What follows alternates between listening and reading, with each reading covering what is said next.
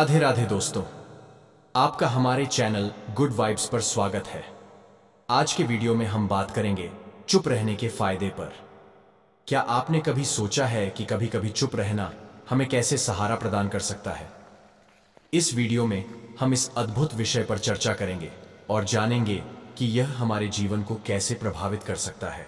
एक बार गौतम बुद्ध अपने आश्रम में अपने सभी शिष्यों को शिक्षा दे रहे थे कि दुनिया की सबसे तेज छुरी हमारी जबान है और दुनिया के सबसे खतरनाक हथियार हमारे शब्द है, जो बिना किसी का खून बहाए लोगों को अंदर ही अंदर मार सकते हैं।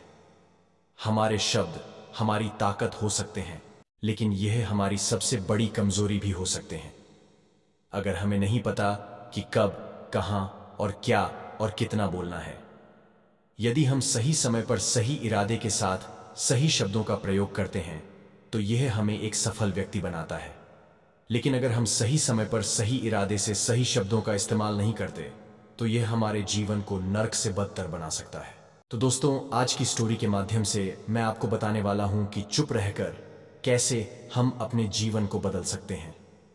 आपको चुप रहने की शक्ति का एहसास इस वीडियो में होने वाला है।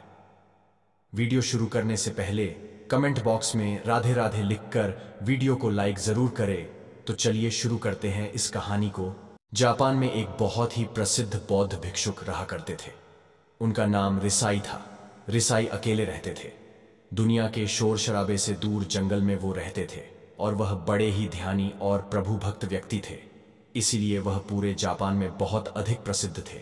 एक दिन एक राजकुमार रिसाई के पास आया और बोला, हे प्रिय भिक्षु, मैं हमेशा थका हुआ, निराश और परेशान महसूस करता हूँ।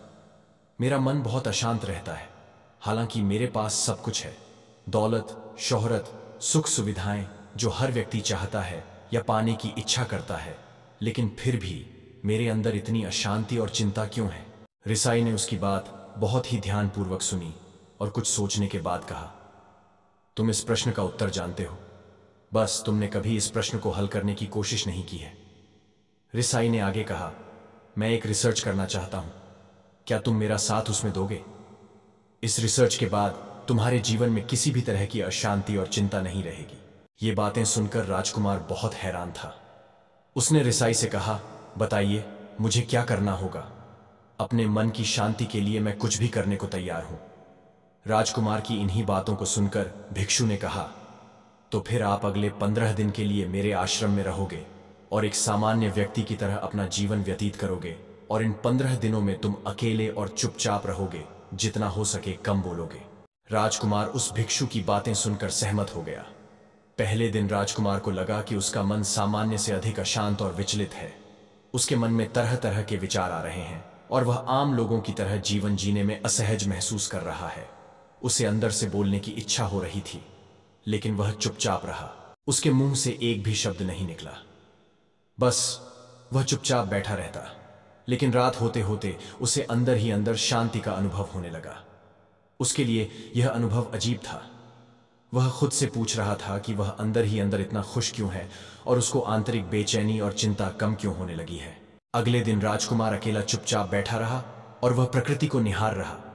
वह पौधों को, फूलों को, आकाश में उड़ रहे पक्षियों को। वह अपने जीवन में पहली बार यह अद्भुत दृश्य महसूस कर रहा था कि उसके पास कितनी सुंदरता है। वह दिन भर प्रकृति की सुंदरता को निहारता रहता और उसकी ताजगी को महसूस करता रहता। इसी तरह से 10 दिन बीत गए और उसके मन की सारी बेचैनी, सारी हलचल, सारी उथल पुथल और सारा तनाव गायब हो गया। 11वें दिन की सुबह राजकुमार फिर से एकांत में बैठ गया और कुछ ही मिनटों में उसकी आंखें अपने आप बंद हो गईं और वह गहरे ध्यान में चला गया। वह पूरे दिन वहीं पर आंखें बंद करके बैठा रहा और गहरे ध्यान में डूबा रहा। न कोई शब्द, न कोई चिंता।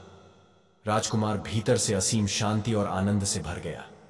राजकुमार अपने बाकी के 4 दिन इसी तरह गहरे ध्यान में व्यतीत करने के बाद 15वें दिन बाद रिसाई के सामने प्रस्तुत हुआ और रिसाई को प्रणाम करके बोला, प्रिय भिक्षु, मुझे उत्तर मिल गया कि मेरे मन में इतनी उथल पुथल और चिंता क्यों थी।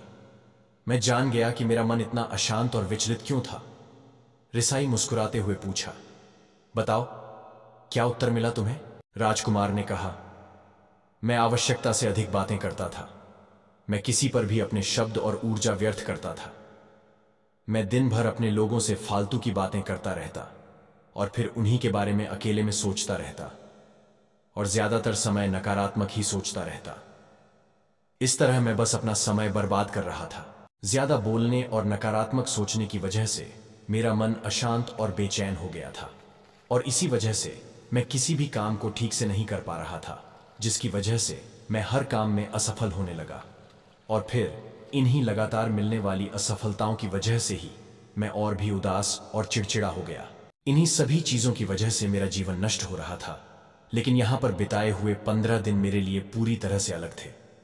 मुझे कुछ अलग ही एहसास यहां पर हो रहा था। अब मुझे ऐसा लग रहा है जैसे मैं अपना जीवन पूरी तरह से जी रहा हूं, लेकिन इससे पहले मैं अपना जीवन गलत तरीके से जी रहा था। और मैंने यह भी सीखा कि हमें सिर्फ ध्यान करने की जरूरत नहीं है। ध्यान अपने आप होता है जब हम शांत और मौन होते हैं। ध्यान के पिछले कुछ दिनों के दौरान मैंने जो पहली चीज सीखी वह यह है कि मनुष्य के जीवन के सबसे महत्वपूर्ण घटना स्वयं को जानना है। यह सुनकर रिसाई ने कहा, सिर्फ तुम ही नहीं, दुनिया में ज्यादातर लोग जरूरत से ज्यादा बोलते हैं। आज भी लोग ज्यादातर समय केवल एक दूसरे को नीचा दिखाने के लिए ही बोलते हैं। कुछ लोग ना चाहते हुए भी बातें करते हैं और अपना जीवन बर्बाद कर लेते हैं। रिसाई ने राजकुमार को चुप रहने का महत्व समझाते हुए कहा, एक बार गौतम बुद्ध से उनके शिष्यों ने पूछा, प्रिय बुद्ध, आप ज्यादातर समय चुप क्यों रहते हैं? बुद्ध ने कहा, क्योंकि चुप रहने से व्यक्ति अंदर से अनंत शांति की गहराइयों में होता है। मौन अपने भीतर उतरने की पहली सीढ़ी है। मौन के बिना स्वयं को जानना असंभव है। स्वयं को जानने और समझने का पहला नियम है कि मौन हो जाओ। उतना ही बोलो जितना अत्यंत आवश्यक हो। बेफिजूल की बातें करना छोड़ दो। तुम अचानक पाओगे कि 90% से भी ज्यादातर लोग व्यर्थ ही ज्यादा बोलकर अपना समय बर्बाद कर रहे हैं। न बोलने का कोई भी नुकसान नहीं है, लेकिन यदि आप ज्यादा बोलते हैं तो आप अत्यधिक गलती कर देते हैं। अगर व्यक्ति कम बोलना शुरू कर दे तो दुनिया की 90% मुसीबतें कम हो जाएंगी, झगड़े फसाद कम हो जाएंगे, उपद्रव कम हो जाएंगे, अदालतें कम हो जाएंगी। अगर लोग थोड़ा चुप रहना सीख लिए, संसार की बहुत सारी समस्याएं, बहुत सारा उपद्रव सिर्फ बोलने से पैदा होते हैं। सारी बात मौन सीखने की है। जब तुम नहीं बोलते तब तुम एकांत में अकेले हो गए। भरे बाजार में भीड़ में खड़े हो नहीं बोलते, हिमालय के शिखर में पहुंच गए। जिसने मौन की कला जान ली वो भीड़ में भी अकेले होने की कला जान लेता है। वो अपने भीतर ही डुबकी लगाने लगता है। एकांत में तो आदमी स्वर्ग में है। दूसरे की उपस्थिति ही बेचैनी पैदा करती है। पहले तुम्हें चुप रहने की शक्ति को धारण करना होगा। इससे तुम अधिकतर ऊर्जा को बचा लोगे और फिर इस स्थिति में पहुंच जाओगे कि तुम कम बोलने लगोगे। अगर तुम किसी के यहां पर जा रहे हो और परेशान हो जाओ तो ऐसे में उचित है कि आंखें बंद कर लो और अपने में खो जाओ। वहां से आपको ताजगी महसूस होगी, क्योंकि तुम्हारे अंदर ही जीवन का वो स्रोत छिपा हुआ है, वह किसी दूसरे में नहीं है। इसके बाद राजकुमार उस रिसाई से पूछते हैं, आखिर कौन हमें अपने अंदर तक लेकर जाएगा? ये बातें सुनकर रिसाई बुद्ध कहते हैं, तुम्हें स्वयं ही अपने अंदर उतरना होगा और वहीं से परम राज्य जीवन का आनंद ले पाओगे। आनंद का यहीं से जन्म हुआ है, यहीं से तुम मौत में डूब जाओगे। यही तुम्हारा सूरज उदय होगा और यहीं से अस्त होगा। इसी प्रकार तुम बार बार डुबकी लगाओ। जब भी तुम डुबकी लगाकर लौटोगे वहां से तुम पाओगे फिर ताजगी भरी जीवन की नई संपदा मिलेगी। इस नई शक्ति के जन्म होने से तुम्हारी थकान गई, उदासी गई, चिंता गई। जैसे कोई स्नान करके लौटता है तो शरीर शीतल हो जाता है, शांत हो जाता है।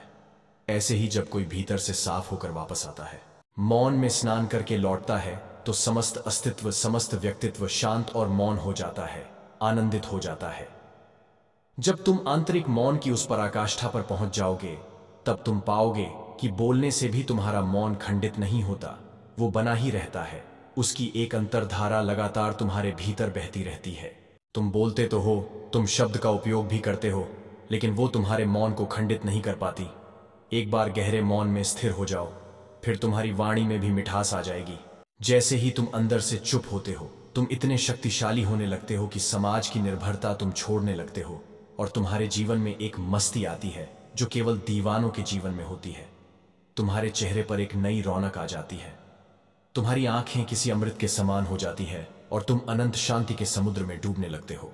इतना कहकर भिक्षु रिसाई ने अपनी बात खत्म की और वो मौन में चले गए। राजकुमार उनका धन्यवाद कर अपने महल में चला गया।